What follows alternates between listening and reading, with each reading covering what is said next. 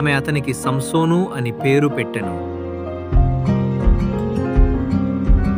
సంసోను ఎదిగిన కొలది ఎంతో బలవంతుడాయెను. యెహోవా అతనిని ఆశీర్వదించెను. యెహోవా ఆత్మ సంసోనుని కదిలించసాగెను.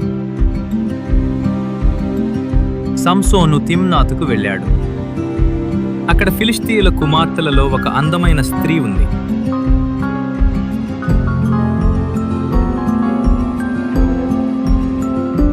సంసోను కన్నులకు ఆమె అందంగా కనబడను.